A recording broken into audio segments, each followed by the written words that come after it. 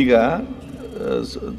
ಹಿರಿಯ ಸದಸ್ಯರು ಸುರೇಶ್ ಕುಮಾರ್ ನನಗೆ ಕೂಡ ಬಂದು ಹೇಳಿದ್ದಾರೆ, ಎಲ್ಲ ರಾಜ್ಯದ ಎಲ್ಲ ಜನರಿಗೆ ತರಲಿಕ್ಕೆ ಬಯಸ್ತೇನೆ ಅಂತ ಹೇಳಿದರೆ, ನೋಡಿ ಸದನದಲ್ಲಿ ಸದಸ್ಯರಿಗೆ ಅನ್ಪಾರ್ಲಿಮೆಂಟ್ಲಿ ಬಿಟ್ಟು ಬೇರೆ ಯಾವುದೇ ಮಾತಾಡುವಂಥ ಅವಕಾಶ ಇದೆ.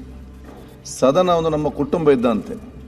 ನಾವು ಇಲ್ಲಿ ಚರ್ಚೆ ಮಾಡ್ತೇವೆ, ನಾವು ಇಲ್ಲಿ ಹೊರಗೆ ಒಟ್ಟಿಗೆ ಕೂತು ಲಾಂಜಲ್ಲಿ ಚಹಾ ಕುಡಿತೇವೆ.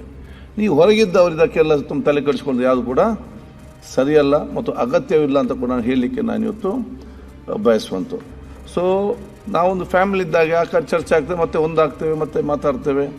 ಅದಕ್ಕೆ ಮೊನ್ನೆ ಏನು ನಡೆದಿದೆ ಆ ರೀತಿ ಇದ್ರ ಬಗ್ಗೆ ಸರ್ಕಾರ ಸೂಕ್ತವಾದ ಒಂದು ಕ್ರಮ ತಗೊಳ್ಬೇಕು. ಒಂದು ತಗೊಳ್ತಂದು ಹೇಳಿದ್ದೀರಿ.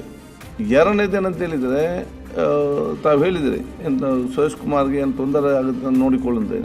ಸುರೇಶ್ ಕುಮಾರ್ ಒಬ್ಬರು ಪ್ರಶ್ನೆ ಅಲ್ಲ, ಎಲ್ಲ ಶಾಸಕರ ಪ್ರಶ್ನೆ. ಯಾವ ಶಾಸಕ ಯಾವ ರೀತಿ ಕೂಡ ಈ ರೀತಿ ತೊಂದರೆ ಆಗದ ರೀತಿಗಳು ನೋಡಿಕೊಳ್ಳುವಂಥ ಕೆಲಸ ಇವತ್ತು ಆಗಬೇಕು ಹೇಳಲಿಕ್ಕೆ ನಾನು ಇವತ್ತು ಬಯಸ್ತೇನೆ. ತಾವು ಹಿರಿಯರಿದ್ದೀರಿ, ನಾನು ನಿಮ್ಮದು ಕೇಳಿದಷ್ಟೇ, ತಾವೇನೋ ಇದನ್ನು ಈಗ ಸರ್ಕಾರ ಕ್ರಮ ತಗೊಂತ ಹೇಳಿದೆ, ತಾವೇನೋ ಇದು ಹಕ್ಕುಚ್ಯುತಿ ಆಗಿದೆ, ನನಗೆ ಹಕ್ಕುಚ್ಯುತಿ ಕಮಿಟಿಗೆ ರೆಫರ್ ಮಾಡಬೇಕಂತ ಹೇಳಿ ಸಮಿತಿಗೆ, ಅದನ್ನು ರೆಫರ್ ಮಾಡ್ತೇನೆ, ತಮಗೆ ಬಿಟ್ಟಂತ ವಿಚಾರ.